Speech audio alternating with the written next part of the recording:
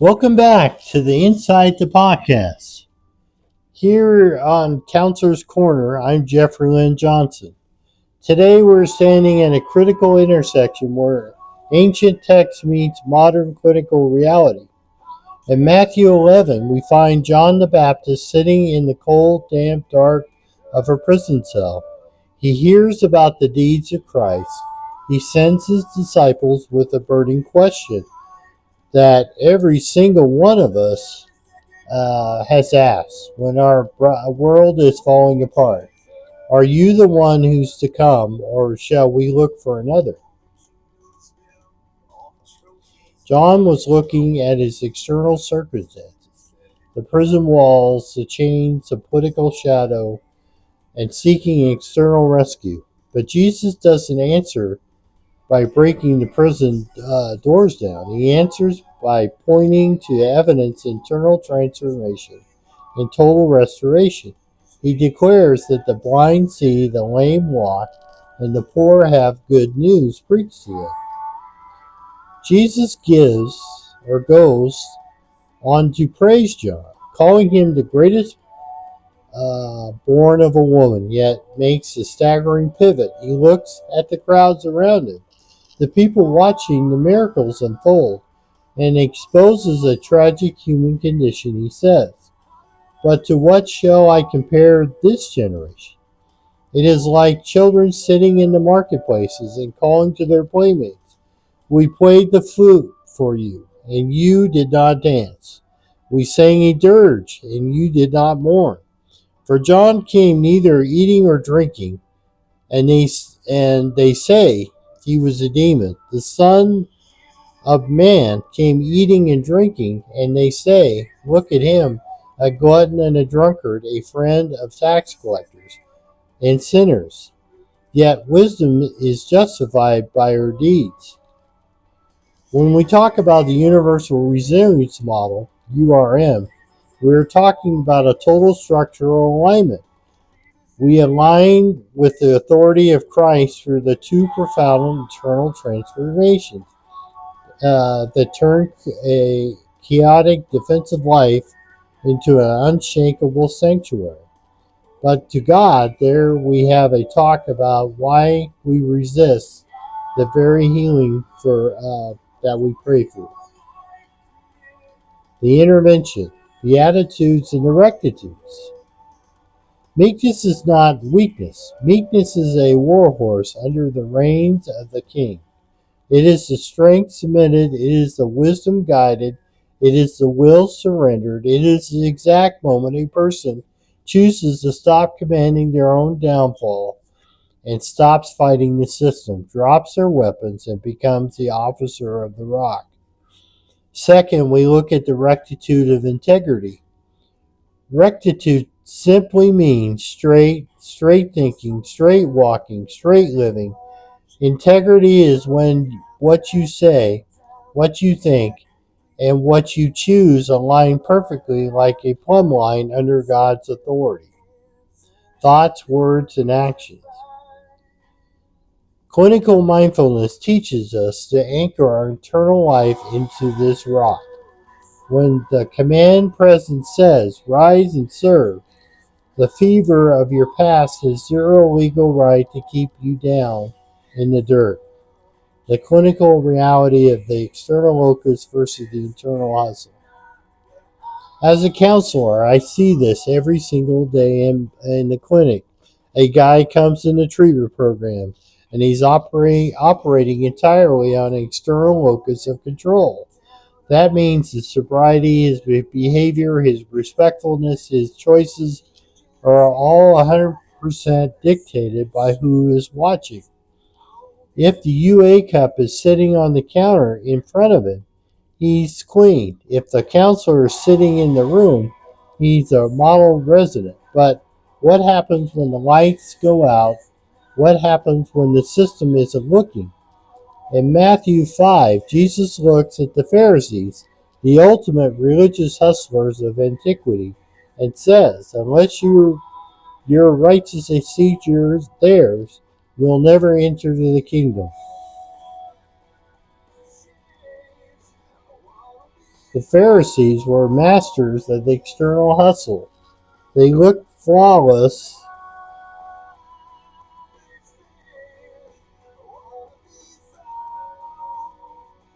on the outside, but their internal firmware was completely corrupted by cognitive distortion and hidden lies. The king doesn't want your performance, he wants your truth. Jesus explicitly stated he didn't come to abolish the rules, but to fulfill them. He talked about the lotus and the dots and the smallest, most significant strokes of the pen. Here is what that means for your recovery. The smaller lies matter.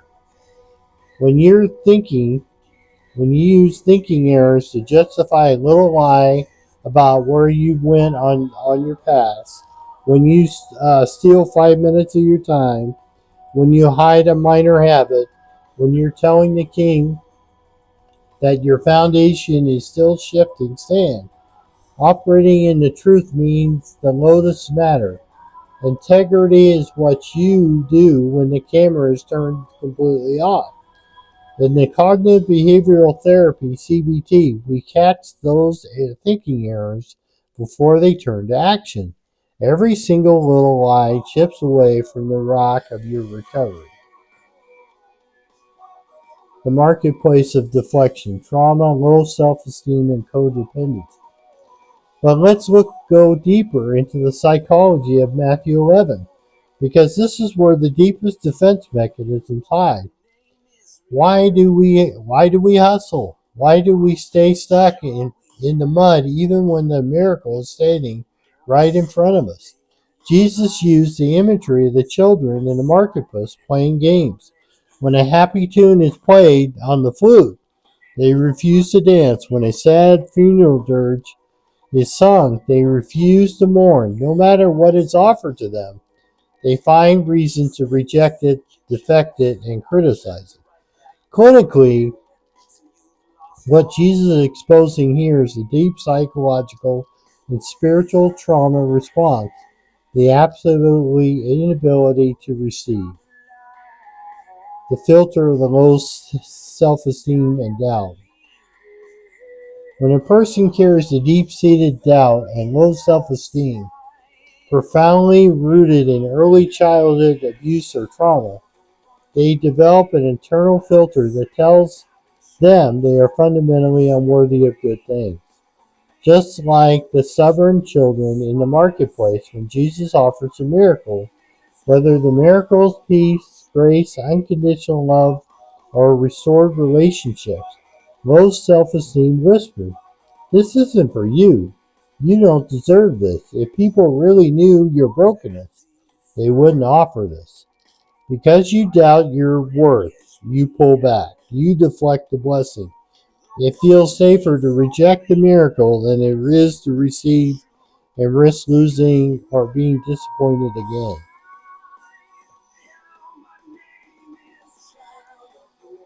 When you look at codependency, the traits often associated with borderline dynamics. You are looking at a system built entirely on survival. If you experience intense trauma at an early age, you learn to become hypervigilant. You survive the unpredictable or abusive caregiver. You learn to constantly monitor and adapt your own emotions to fit the environment just to prevent further harm. You become an expert of emotional mirroring. This creates an exhausting cycle where you're always waiting for a perfect emotional weather before you allow yourself to receive grace. In the passage, the generation complains that John is too detached and Jesus is too relational. They make their acceptance contingent on external conditions being just right. In the codependent dynamic, your internal firmware tells you, "I can only receive peace. I can only be okay if my spouse is happy, if my kids are perfectly connected to me, or if I can perfectly manage everyone else's emotional state." Because those external conditions are never perfect, You reject the flute and you reject the dirge. You completely miss the miracle of the kingdom that has already been offered to you right where you sit. You stay sick because you're waiting for the environment to change before you're allowed yourself to heal. But remember what Jesus said. Yet wisdom is justified by her deeds. The deeds of trauma are hypervigilance, exhaustion, and walls that keep you from dancing. But the deeds of wisdom, the hard, brave work of trauma-informed recovery, and facing these patterns head-on are what break the marketplace cycle. The evidence, therapeo, healed to serve. Let's look at the somatic evidence, how the body and the mind interact once we break through the deflection.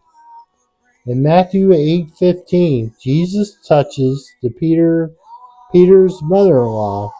The text says, the fever left her. She rose and immediately she began to serve. She didn't wait a week.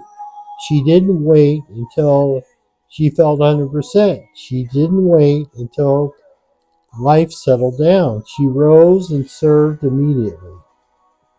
Because in Scripture, healing and service are tied to the exact same root concept, therapeo.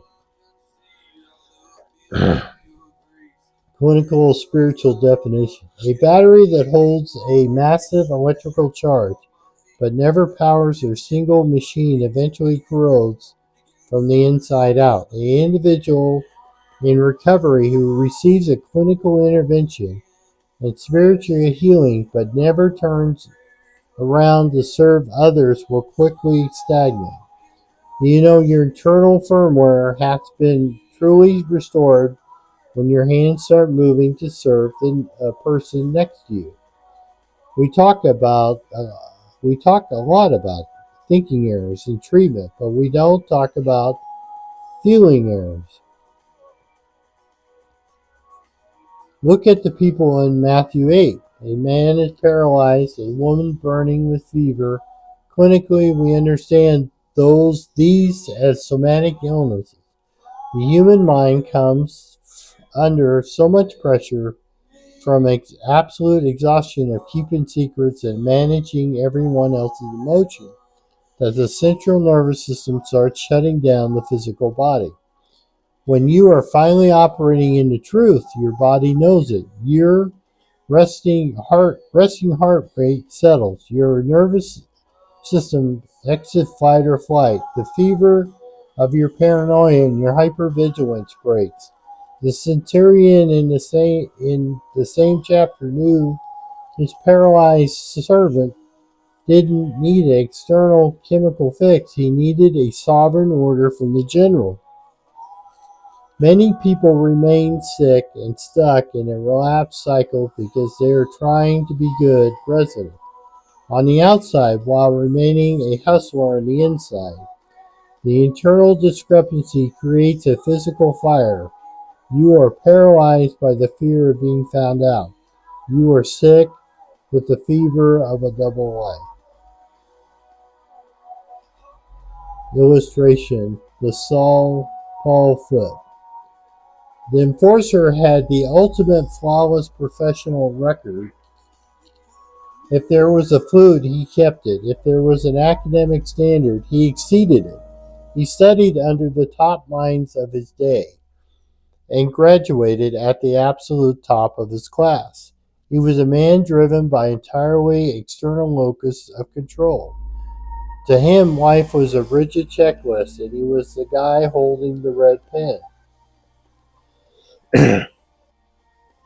In fact, he was so masterclass at following the rules that the governing authorities gave him a job enforcing them. He became the ultimate judicial shadow. He was the guy who carried the warrants. He was the guy who kicked down the doors of people who didn't measure up. He was profoundly addicted to control, addicted to performance, and addicted to hustle. But inside,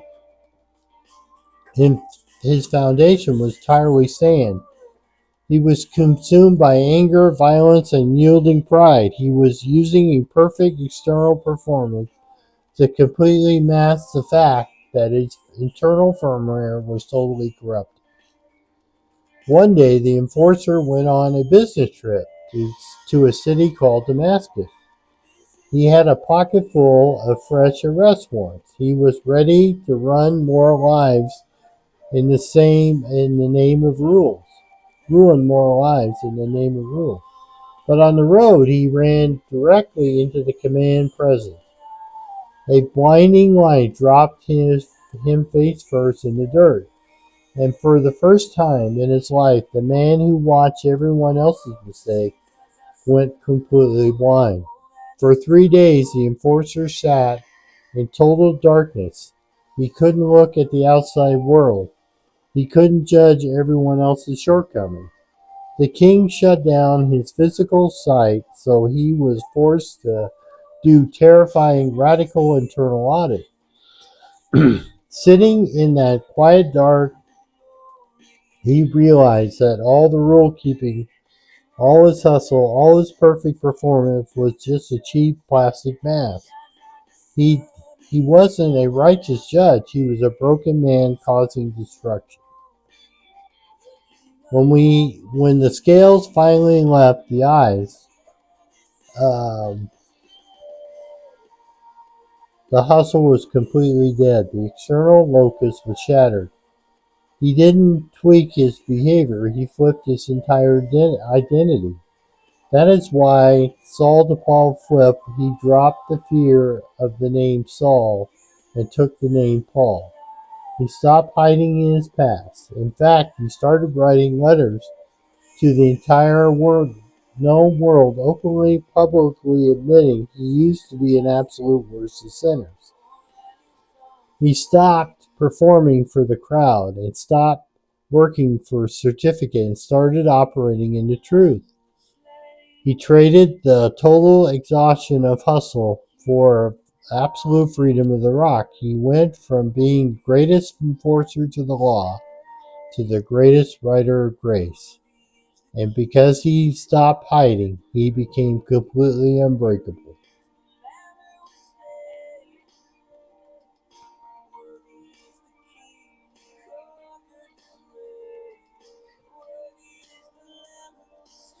To understand why we deflect, we have to look at the Apostle James writes in James chapter 1. He says that the person who doubts is like a wave of the sea driven and tossed by the wind. He calls an individual a double-minded man, unstable in all his ways. The Greek word uses diphysikos, which literally means two-souled or split-minded. As a counselor, I know that this exact blueprint of trauma-induced structural dissociation, when you experience intense trauma or abuse at an early age, your mind splits to survive. Mind one wants to heal, receive the miracle, step into vulnerability, and build a deep emotional connection with your spouse and your kid. Mind two is your hypervigilant survival firmware, is terrified by being hurt again. It whispers, don't trust it, keep your guard up, monitor your moods, adjust yourself, make them happy so you're safe. Driven and tossed by the wind. When you are trapped by a split-minded, codependent survival mode, you become exactly what James described, a wave driven and tossed by the wind. A wave has no internal anchor. It's entirely dependent on an external locus of control.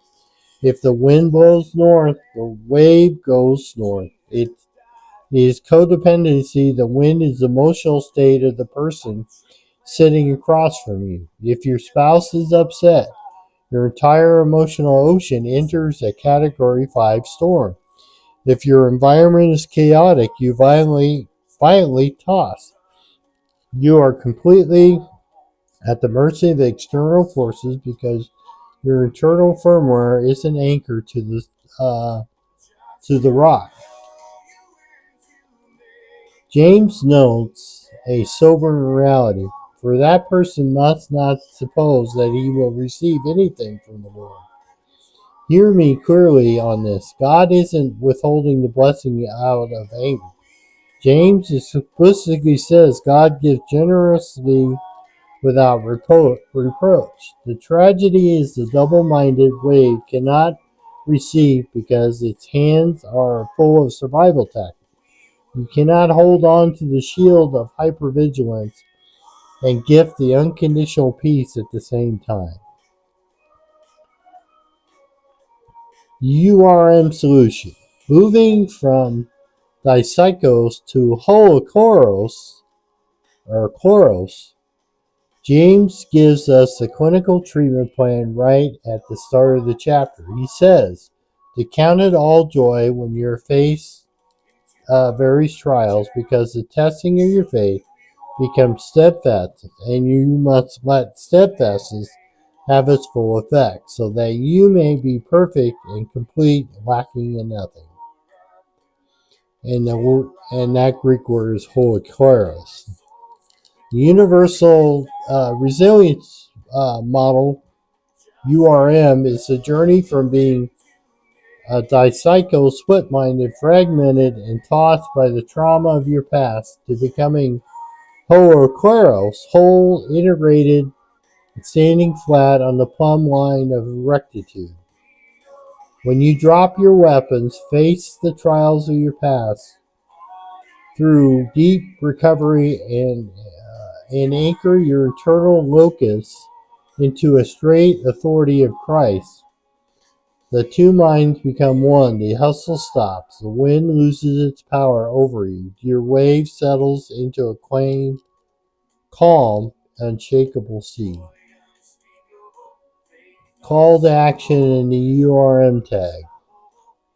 If you're just doing time in your treatment program, your housing or job to check box and get a certificate, you are playing the part of Saul. You're highly likely to relapse the exact minute the external pressure is taken off. You have found your internal locus of control. You have to look at the reflection in the mirror and say, I am staying clean. I am working this job. I am telling the absolute truth because my soul hungers for the rock, not because I'm afraid of sand. This brings us directly to the core of the universal resilience model, meaning real, lasting mental health, deep emotional connection with your children, and psychological resilience cannot be sustained by external modifications alone. True structural healing comes directly from absorbing the words of Christ deep into your internal firmware. You align your thoughts, your emotions, your choices with His straight authority. Your brain naturally begins to rewire. The URM teaches us that true behavioral health is an inside-out job. When Christ restores your internal sanctuary, your coping mechanism shift from fragile, your exhausting defense strategies like hypervigilance and codependency to a natural, unshakable resilience. This is the closing. The east gate is open. The king is standing right there. And he isn't asking to look in your resume or your perfect performance. He is asking for your raw honesty. Drop the hustle. Stop standing in the marketplace refusing to dance. Right now, I want you to go over to Inside the Podcast Rectitude, or it's Rectitude Inside the Podcast Facebook page. We are having a real unfiltered conversation today about the freedom of living in the truth and breaking the chains of past trauma. Here's a question for our community today. What is more exhausting? Doing hard daily internal work of trauma recovery or constant hypervigilance of trying to manage everyone else's emotions while hiding your own? You are done playing the game today. If you're ready to stop deflecting the miracle, go to the page and comment the word truth right under the episode. Let us know you are stepping out of the marketplace and standing on the rock of Jesus. May the rectitude of integrity align your hearts with your words today. May your nervous system find deep, profound rest that only comes when fight or flight ends and the lights are turned completely on. Stop performing for an audience. Start living for the King. The East Gate is open, but you cannot walk through it while holding on to the ledgers, low self-esteem, and codependent lies of your old life. Christ's authority is straight. It does not bargain. It does not negotiate. It commands, and when He commands, true healing follows. I'll see you at the gate. God bless you, everyone. Have a good week. Amen.